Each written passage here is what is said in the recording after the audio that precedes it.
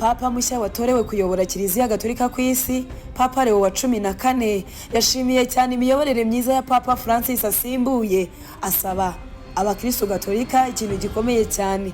Yabigarutseho ubwo yagezaga ijambo kubitabiriye itorwa rye bari bateraniye hanze ya Bazilika ya Mutagatifu Petero.